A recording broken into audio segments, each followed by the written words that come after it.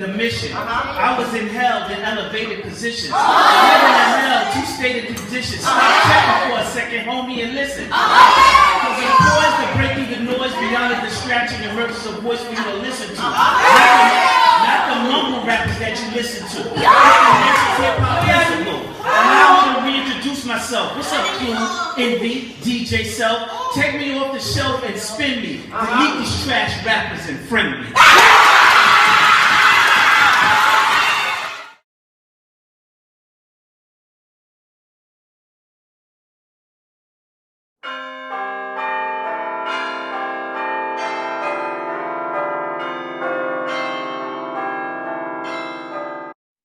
Welcome to Young and Informed Conversations with our episode 2. And today we have a special guest that we're excited to talk to, and that is Dr. Shungo Blake, AKA the nation's hip hop principal, AKA Dr. Blizzy. This guy has been making noise through education and hip hop for many, many years. I believe over 20 years now. And he started the whole hip hop scene and merging it with education, and it was revolutionary, and he continues to build upon it today. So we look forward to jumping in with our hosts, Noah Blake and Matthew Blake, two innovative, smart, intelligent scholars who are going to take over and lead you into the Young and Informed movement. Nice to have you, Dr. Blake. Thank you. I'm so excited to be here on Young and Informed. I look forward to this conversation. I want to thank you for the invitation. I have an opportunity to speak to many different audiences, and I can tell you, I see no more important audience than the one that you represent. I love the title, Young and Informed. I just love the way you're thinking, and it's just inspirational, and I'm excited, and I'm happy to be your second guest. How long have you been an educator in New York City? You know, I feel like I've been an educator in New York City all my life. Even as a student, I've been an educator, right? Like, take this platform, Young and Informed. You're educating people about what's going on in school systems and what students need to learn, while you're simultaneously a student in the school system. And so I kind of relate to that because I've always been involved in education in some form or fashion. As you know, we come from a family of educators. And full transparency, you know, I'm your uncle, you're my nephews, that's my brother. And we all know that we come from a family of educators, Dr. Bessie Blake, Professor James Blake. So education has always been ingrained in terms of my experience. Now, to be honest with you, I didn't always move like that. When I got older and I was working in Harlem at a place called County Cullen Community Center, known as PS 194. And I was working in the after school program. And that's when I realized that I had a gift of connecting with young people. I realized that I knew how to build relationships with them, motivate them, and set their lives in a direction and set them up for success. And so that's when I really caught the bug, you know, in terms of, you know, in a traditional sense, educating. I was working at an after school program that led to me being a case manager. And then I would eventually go back to school to become a 9th grade English teacher, and then guidance counselor, assistant principal, and now educational consultant. What was your first job in education? My first job actually was that program, the County Cullen Community Center. I would say that's my first job, even though it wasn't like in the traditional rank of teacher.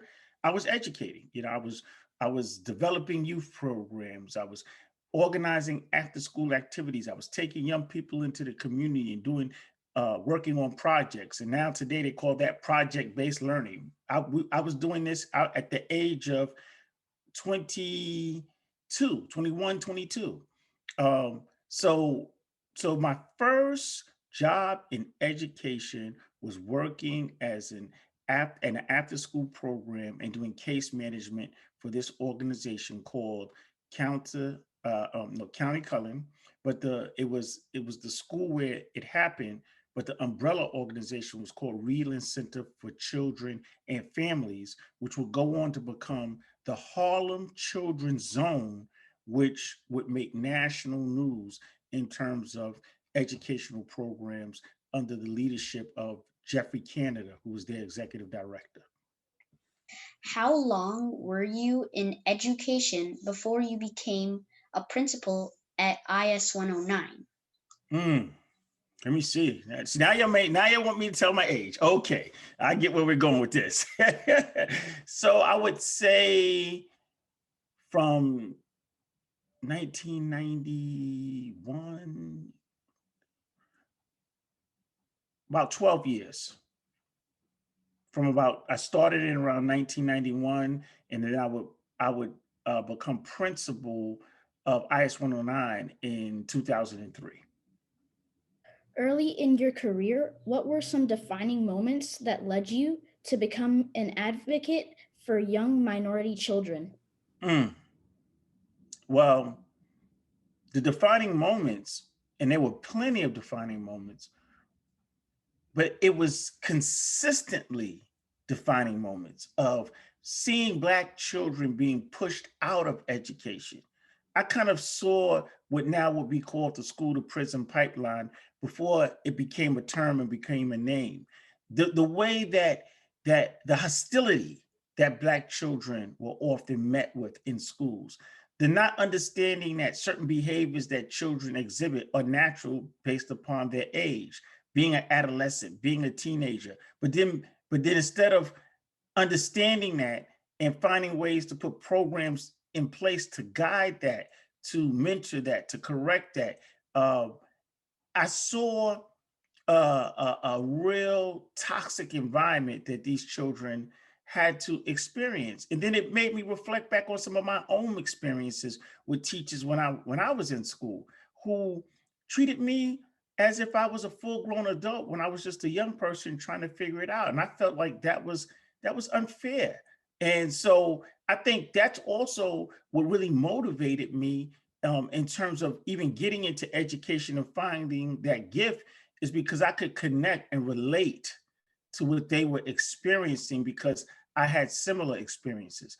I remember, just as an example, I can tell you one injustice that I experienced as a student that probably set me on a course was I was in high school, and I wanted to apply to a 4-year college. And my guidance counselor told me, "Oh, no, don't apply to a 4-year. You should go to a 2-year because you're never going to get into a 4-year college. You're not intelligent enough to get into it." Even though my grades made me a candidate for 4-year colleges. And if it wasn't for involved and active parents, my parents, I might have listened to that counselor who had a lot of influence because they sat in a position of influence. Later on in life, I would have conversations with several other Black students who experienced the same thing, who were told, go to a 2-year college, you're not going to be good enough. And we decided to start a Black college tour so that we could take students to colleges and let them see that they are qualified. So again, my personal experience propelled me into activism.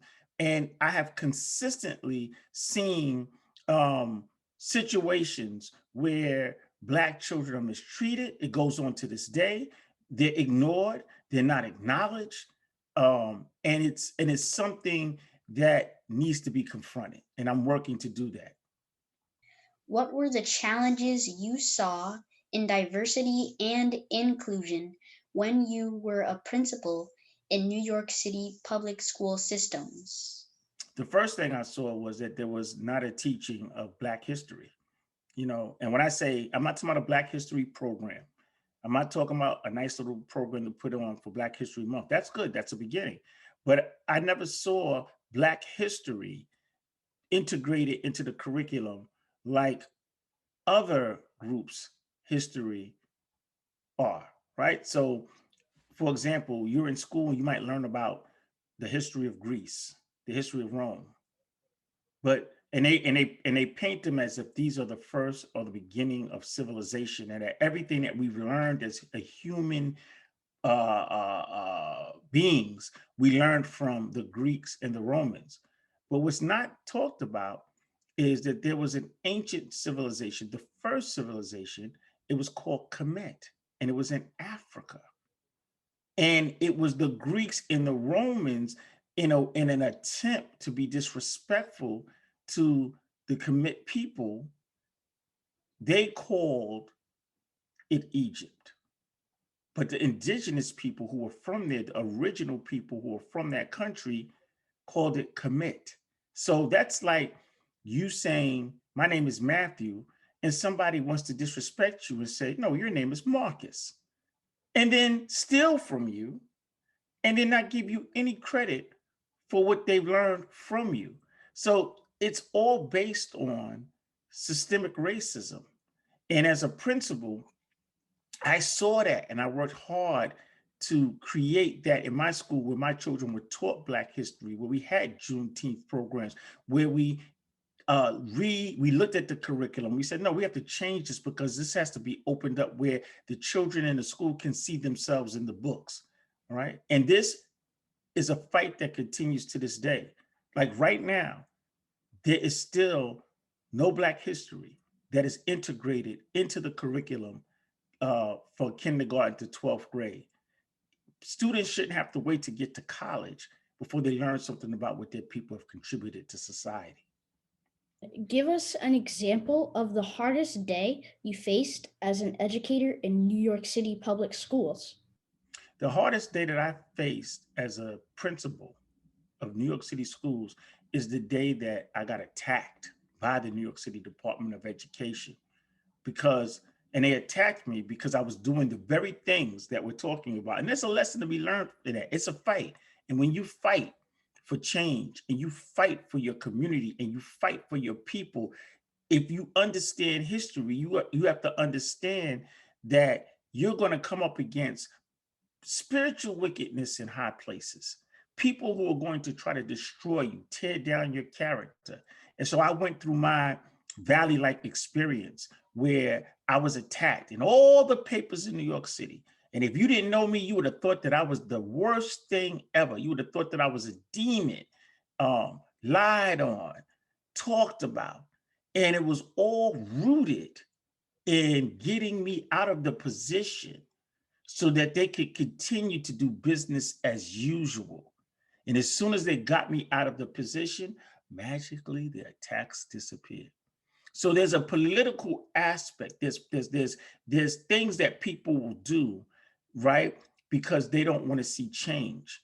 And, so that was the worst day, but it was the best situation because of what it propelled me to do and how it changed my life and has led to the things that I'm doing now that I'm sure we'll get into later on in this discussion. What is the missing piece you believe your role brings to public education in New York City schools? The missing piece really is unity.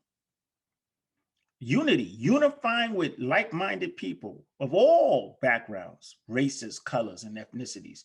Unifying with my own people to bring about real change. So one of the things I have been elected as the president of a group called Black Influencers United. And our mission, and this is the missing piece, Matthew, our mission is to serve Black educators, influence others, and impact Black children. And so we have 4 committees, an advocacy committee where we advocate, we fight for change to make sure that that history is taught, to make sure that you get the information that you need in school, and that when you walk into school, you feel valued, you feel valuable, not by somebody saying, hi, Matthew, how was your day? How's it going? But when you open up that book, you see a representation of yourself.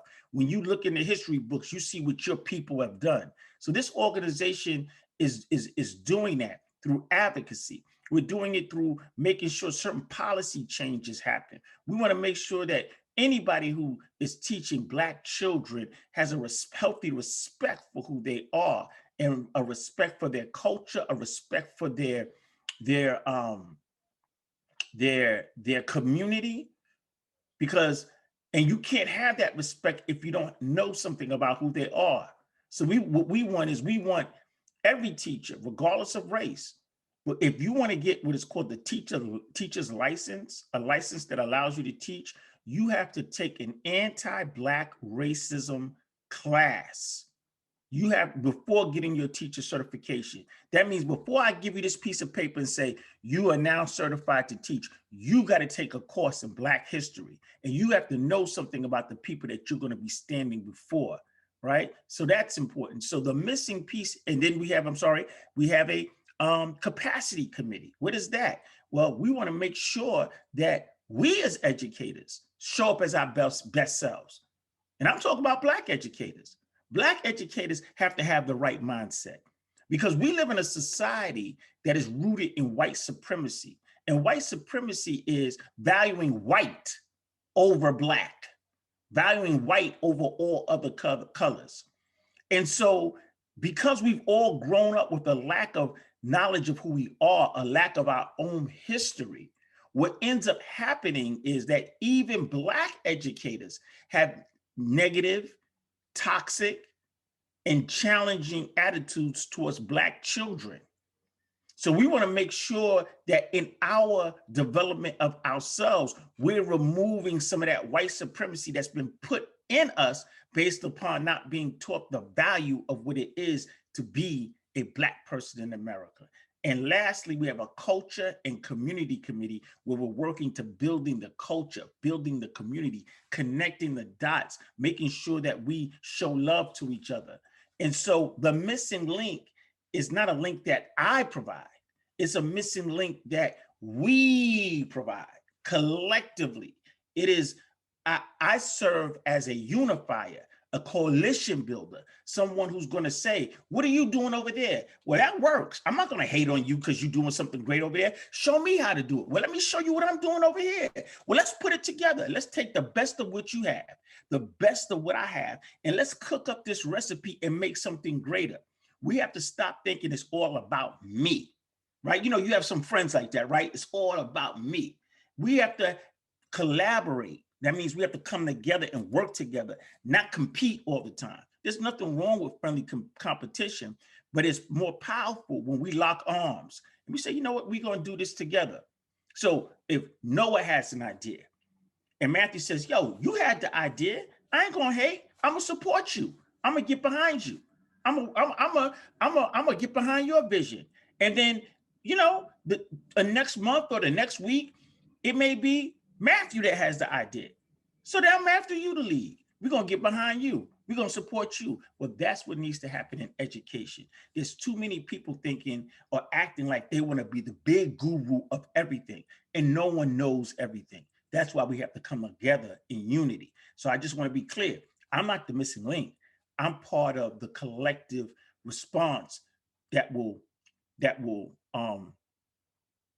close the gap and be the missing link.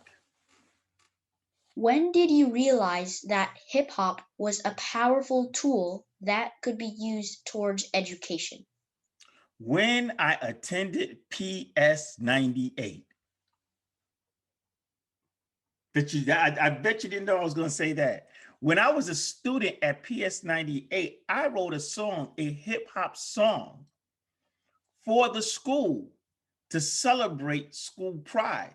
And then I would later learn how to take that same spirit that I did as a student and apply it as a principal. The song was about PS 98. I can only remember, and they probably have it in the archive somewhere. I could remember the first line. It went like this.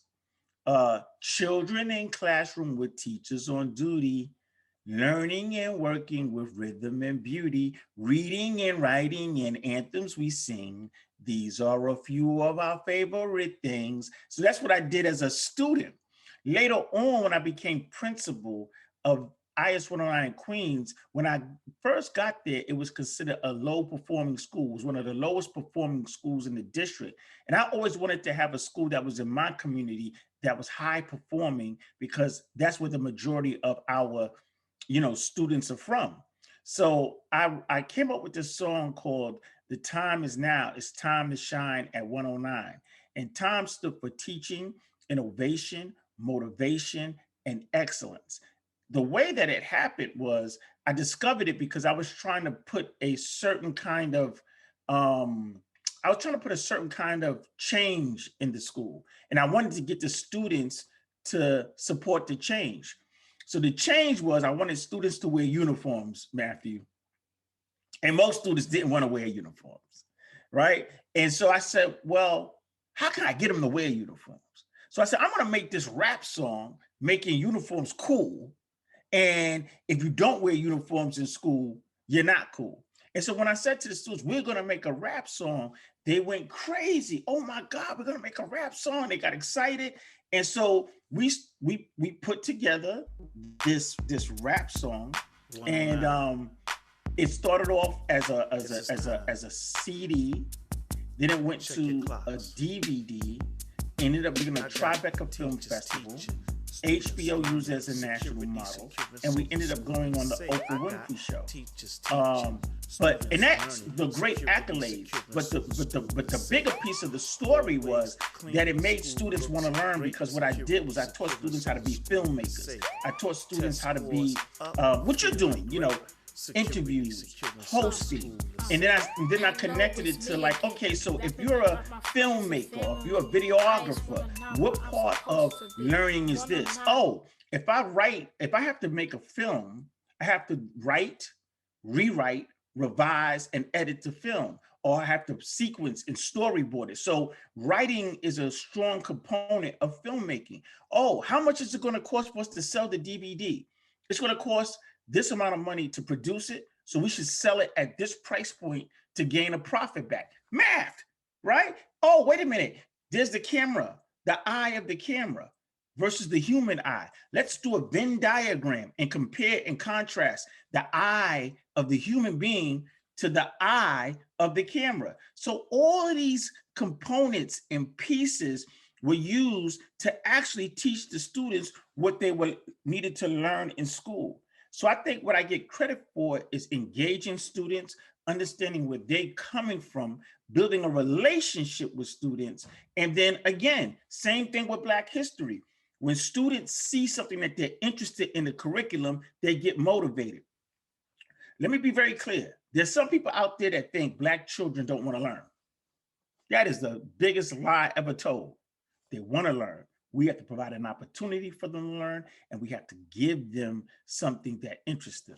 So I'll just show you this. This is the one of the videos that the students at IS 109 made. They designed the cover. So they did. So this is art and marketing, right? This is the back. They produced a full-fledged CD, right? Time to Shine at 109. It was an album. Did the coloring, did the marketing, and they came up with a video. One of the videos was called Tuck That Shirt In. And it's on YouTube, right? So again, students produced it, they created it, it instilled pride, and it produced academic excellence. The school went from the worst school in the district to #1 in reading and math and science, and it was the most sought after school in that part of Queens. All based upon connecting with students and developing a project and using hip hop as a motivational tool. Being that you are the nation's hip hop principal, when did you first fall in love with hip hop? How did hip hop change your life? Wow. So I first learned about hip hop like from the old, we call it the old school. You would probably call it the old school, right? But it was songs like Rapper's Delight, artists like Grandmaster Flash and the Furious Five, the tapes that were floating around, because back then hip hop wasn't on the radio. You would hear about the tapes, and then people would buy the tapes and play them. It was like an underground thing, and then it emerged to where it would be played on BLS one night, of the week, late at night, like around 10 to 1. Like that's when you could only hear hip hop. Wasn't all over the radio then. So I was interested, and it piqued my interest, and I kind of liked it. I remember being in elementary school listening to, Rappers Delight, hip hop, a hip to the hip hop, you don't stop. That's where hip hop came from that song. The hip, the hop, the hip. It wasn't hip hop before that song. So, but when I fell in love was when I first heard Sucker MCs from Run DMC. And Sucker MCs, it was like, first of all, I never heard anything like it. You got to listen to that song, the beat, the sonic beat. That is like the beginning of what we used to call the boom bap in hip hop. It was a strong beat. It wasn't a lot of melodies. I was around 13 years old, so I was old enough to kind of I was going to school at junior high school 67, and I would take the bus in the mornings to school, and I was on Jamaica Avenue, and there used to be a store called Maze, and everybody would stand around Maze in the morning and wait to catch what was this bus called the Q17A or the Q31. So everybody's out there. And back then, people used to have these big radios. I mean, like bigger than them, holding it like this. I mean, just huge. And the big radios with the tape deck. And you might see the old movies where people used to battle, break dance, and pop and all that. So that was my life. That's my environment growing up. And so I'm standing in front of Maze at the bus, waiting for the bus to come to, go to school. And I hear this guy, he brings his radio down, he drops it down dramatically, stands back like he knows he's about to do something that's going to shatter us all. We just, everybody's playing. And then he presses the play, and you hear do that, do that, do that, do that, do that, do that, do that, do that. 2 years ago, a friend of mine asked me to say some MC rhymes, and I said this rhyme I'm about to say. The rhyme was deaf, and then it went this way, and I lost my mind. That's when I was all in with hip hop. They were speaking directly to me and my experience. That's the album right there, Run DMC. And in this clip, I'm actually interviewing my childhood hero, DMC from Run DMC. So that was like one of the greatest moments of my show.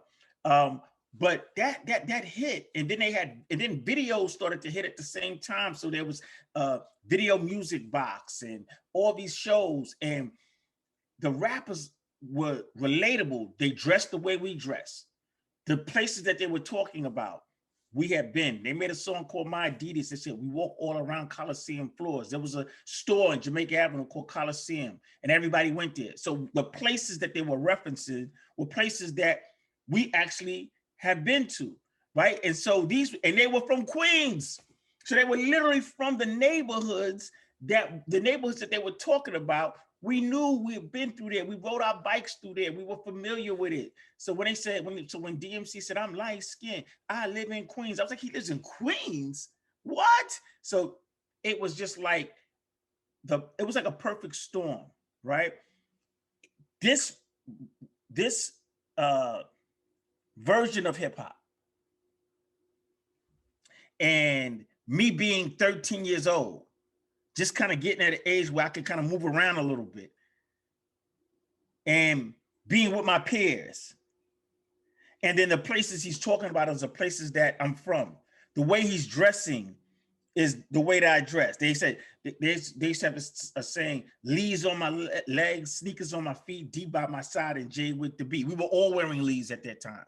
They weren't telling us to wear Lee's. We were wearing Lee's. They were talking about what was happening in our environment. Right? My Adidas. Everybody wore Adidas at that time. So it just hit at a perfect time, in terms of my growth and my age, where I was just all in. So I fell in love with hip hop when I first heard Sucker MC. I want to shout out to my sister, your aunt, Rashana. She had given me for a Christmas gift their album. That was my first rap album that I ever owned. right? It was a Run DMC album. And I played that album until the wheels fell off.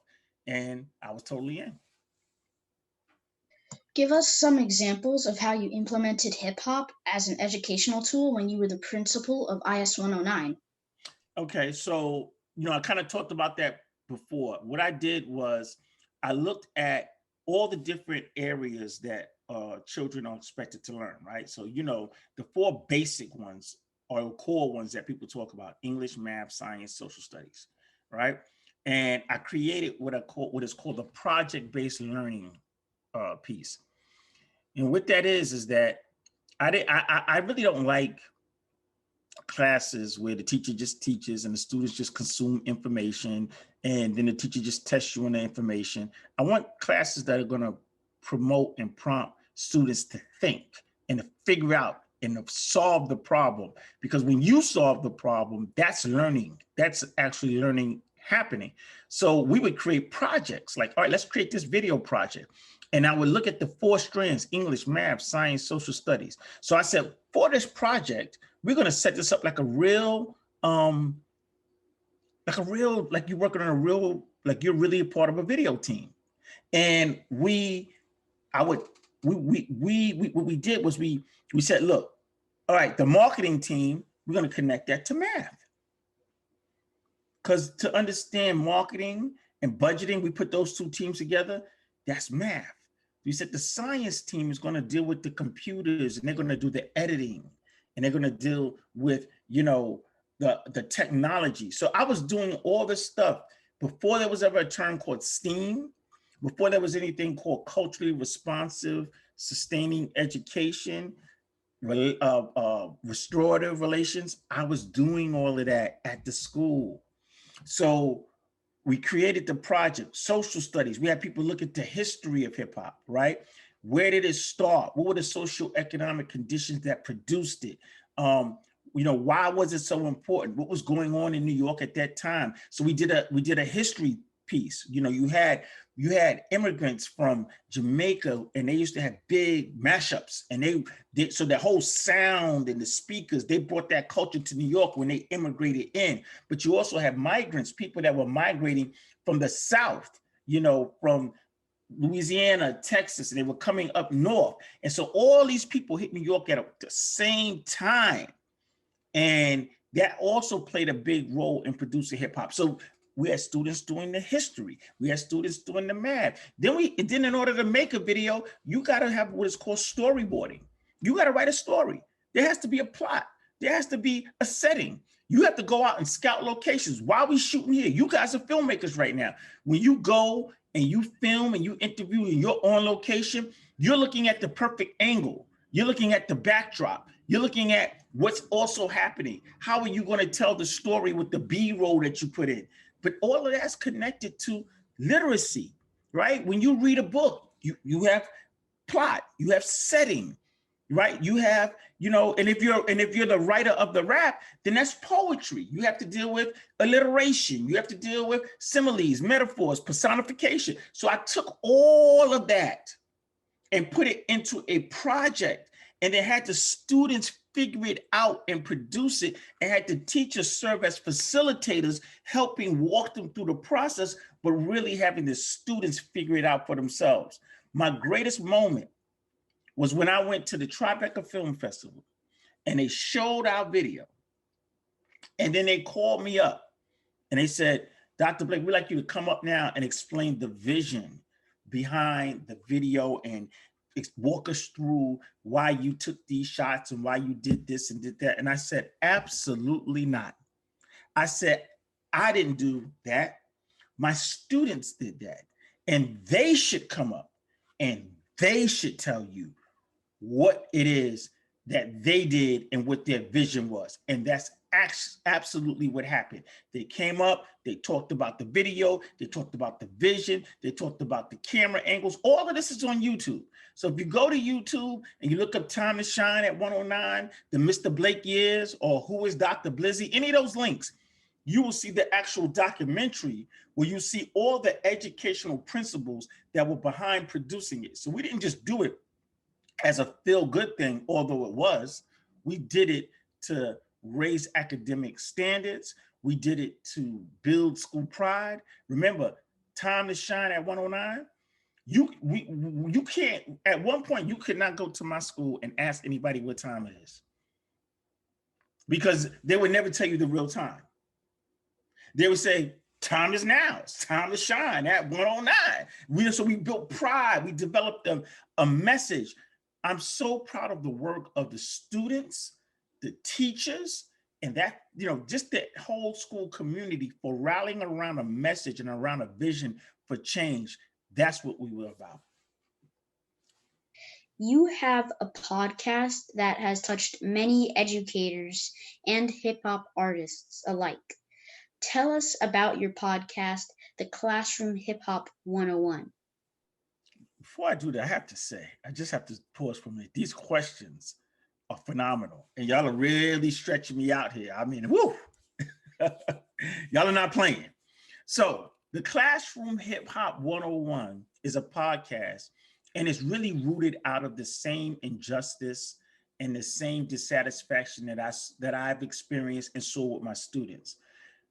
So we bring educators together with hip hop artists, and we have this conversation about, what our children need.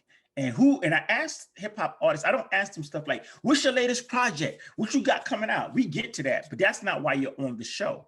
You're on the show because I want to know how you were when you were a student, because you have influence as a hip hop artist over thousands, millions of children. And I want to know, did education serve you, or did you have to become successful in spite of education? And then I bring educators on and I talk about, well, what are the strategies that you use to reach children? And then sometimes I bring the educator and the hip hop artist on, because maybe the hip hop artist can tell the educator something that's going to make them think about how they teach children a little differently, since they represent the children that they're teaching. This all started out, your father will tell you that my favorite hip hop artist is Nas. And I was watching this documentary on his life, and it was called Time is Illmatic. And in this documentary, I found out that Nas dropped out of school. And he dropped out of school right before going into high school. And he didn't drop out like the way a lot of students drop out. Like when I've worked in communities where, there are many different issues and social and emotional situations going on, a student usually drops out by, they'll miss a day here, then they'll miss 2 days. Then 2 days turn to 10, then 10 turn to 20, and then you don't see them no more. Like that's the pattern of how dropping out happens. Nas got together with his father and his brother and made a conscious decision to leave school. And that disturbed me. I said, why? What happened? Here's a guy who Harvard University has a whole curriculum based on his work. He's performed at the Kennedy Center. Scholars quote him. So I couldn't understand why he would drop out of school. But then it made me think as an educator. I said, well, what was happening at the school that they didn't pick up on his geniusness? They didn't see how intelligent he was. What was his relationship with his teachers? Now I'm asking questions. This guy's, if you listen to his music, he's full of literature. He's full of poetry. Everything that we would say that we want in terms of great writing is what he does. So why didn't his English teachers see his intelligence? Why didn't they say, oh my goodness, this poetry, what you're doing? What was missing? So then I started looking past Nas. I looked at Jay-Z, a high school dropout. He's a billionaire. I looked at 50 Cent, a high school dropout. Now everybody talks about 50 Cent, the gangster, and this, like, but they don't talk about how smart he is as a businessman. Where was the business program in his high school? And if there was a business program in his high school, would he have been more attracted to staying in school, or would he have gone to the streets? But the school did not have a business program. I look at Dr. Dre, another high school dropout. So these guys made it in life, not because of the education that they received, but in spite of the education that they received. So now as an educator, I'm sitting there saying, well, what about the little Jay-Z's, Nas, 50s, and Dr. Dre's that are in school right now? What are we doing to make sure that these children succeed because of the education, not in spite of the education? And that's what prompted me to create this show called the Classroom Hip Hop 101 with Dr. Blizzy. It's my way of teaching educators how to think differently about how they are relating to students and what kind of programs that they're putting in their schools. And it's based upon my experience, what I've learned as being the nation's hip hop principal and the work that I did at 109. And it's also based on what I saw with the whole Nas Time is Illmatic documentary. And so that's what the show is about. It's about looking at problems, but not staying there with the problem. All right, here's the problem. What's the solution? And then bringing on people who are innovative and who are looking to solve problems. And I don't care. It's not based upon you being famous. It's based upon what you know that can help us as a community. Thank you. That's amazing. And then tell us about some of the educators and artists you've had on your show. Oh, I'm going to start off with Half Pint, Cassandra Jackson, who came on as a guest, and we developed such a strong relationship that she ended up becoming the producer of the show. And then I've had Roxanne Shante, a pioneer in hip hop, in terms of just breaking down the doors and breaking down the barriers for women in hip hop. And there she is with Superintendent, who I just recently interviewed again, Dr. Tahira Dupree Chase. I've had Styles P from the Locks, and he came on and talked about mental health. And like I said, we don't get into too much of what they're doing in terms of their music, although I give them an opportunity to promote. I really want to talk to them about what they're doing. And him and his wife have had a very unique story centered around mental health and self-care that I thought was important to bring to the show. I've had a gentleman by the name of My Son. He's a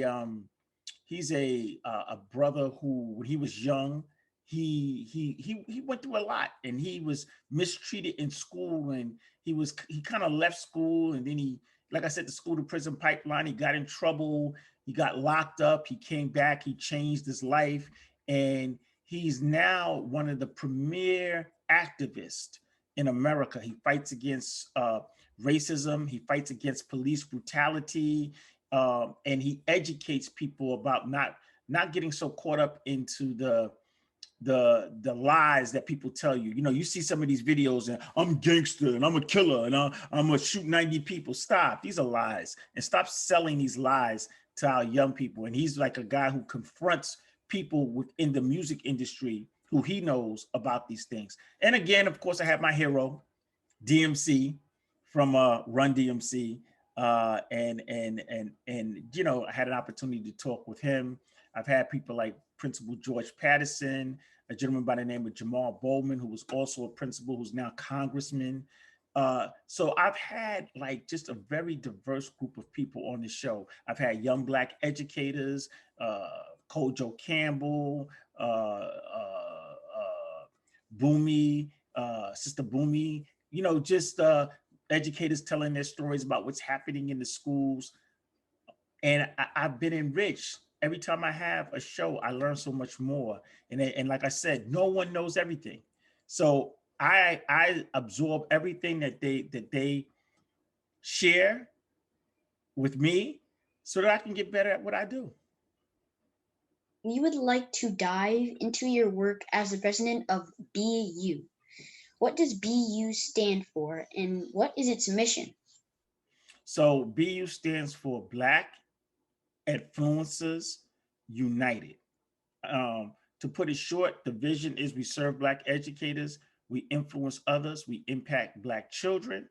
Our mission is to confront systemic racism, is to build capacity amongst Black educators so that we show up as our best self, and that we're excellent, and to build culture and community around, being unapologetically Black. And I tapped into it a little earlier. We're a group that is political, which means that we will dive into politics. We will choose candidates, right? We will support political agendas that best serve our community, because we understand that, and this is something that needs to be taught. This is actually one of our seven actionable item agendas, is that civics needs to be taught in school, right? And social action needs to be taught in school. And we're not only saying it needs to be taught, but we're modeling it. So we're getting out, you guys are doing it. I saw you just yesterday with the campaign centered around Eric Adams. You're out there, you're asking questions, you're getting involved, you're being in the know, right? You can't be a person that sits around and you don't stay active, you're not involved, and then you have a whole bunch of complaints, right? So you got to be in the know. And so BU is about being in the know, sitting at the table, and making sure that our agenda is heard, our voice is heard. And again, we do it in a united way. And that's why we're Black, we're influencers, and we're united. So we want to influence education. We want to unite as a people. And so when we say influencers, that means it's not just for educators. It's for anybody who wants to influence what's happening in education in support of Black children who have often been forgotten and pushed aside. We want to push our children to the forefront. It's our time now. And you know me, the time is now.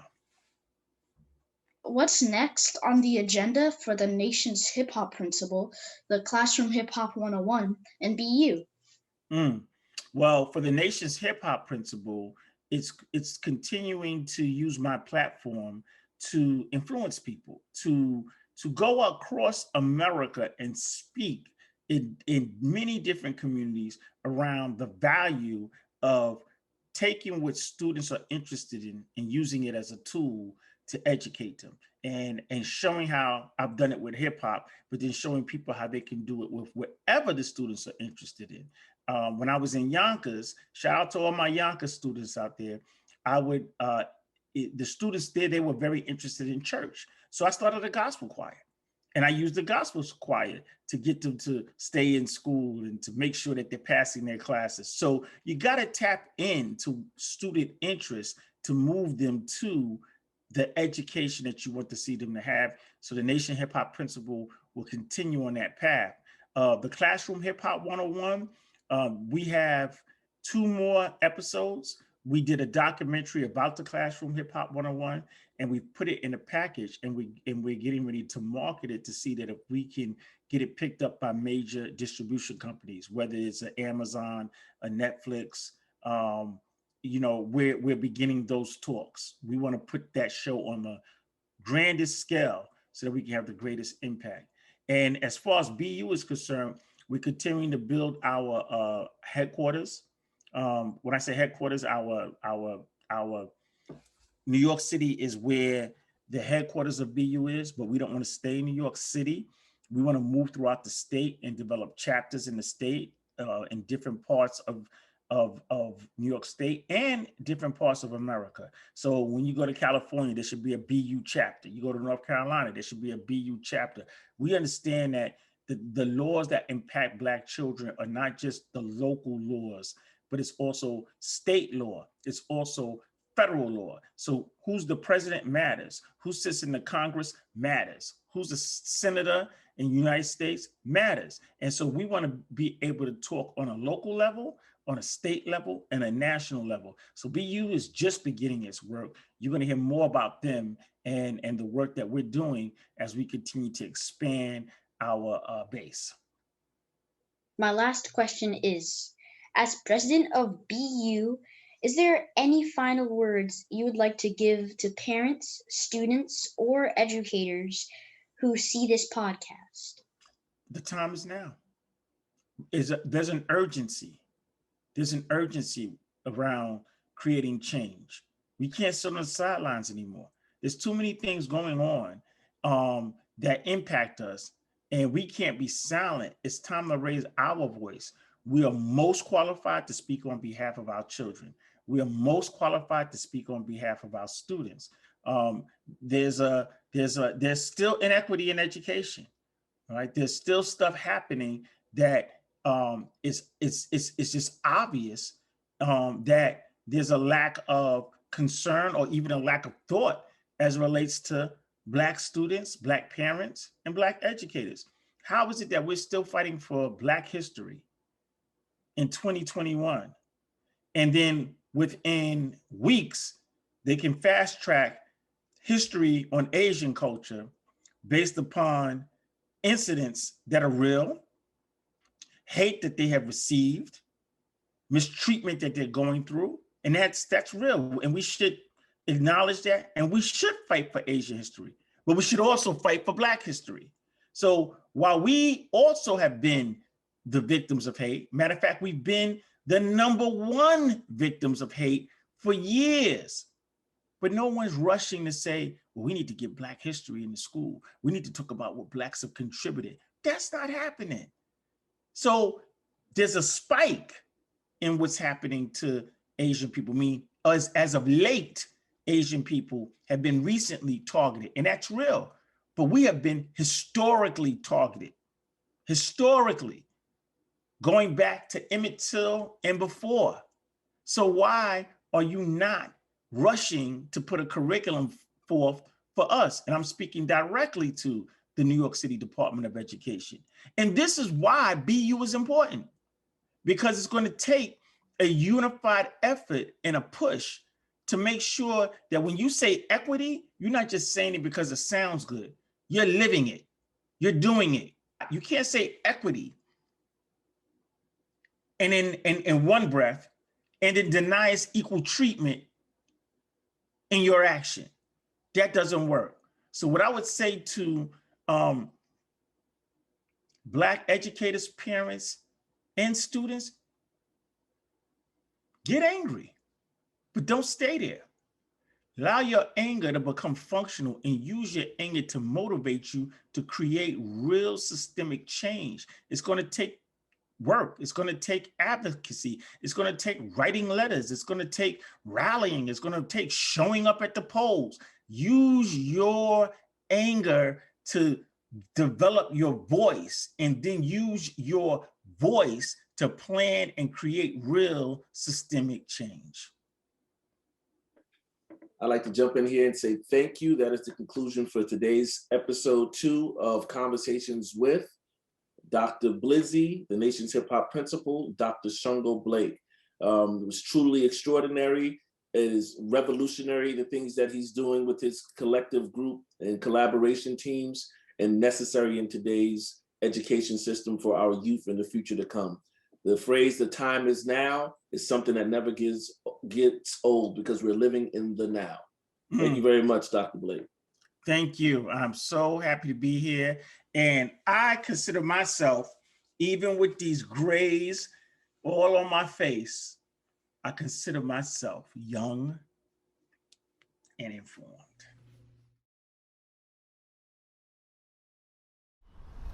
The African American and Asian American community being victimized of hate is unacceptable. It is ridiculous to hate on people just because of the color of their skin or the backgrounds they come from. Nobody deserves hate. We all deserve love. We are all made different, and we should celebrate these differences. We are all unique in our own ways. We should not be hated because of this. Here are 3 things you can do to help fix hate. Number 1, hold peaceful protests about it so that people get notified and can help fight against it. Number 2, educate people about diversity. We may have our differences, but we can all find our common ground. Number 3, if you see something, do something and say something. We can't sit around idly and watch people go through hard times. It takes all of us from all backgrounds as a community to stop racism and hate. So this will help you stay young, informed, and full of love. Thank you and have a great day.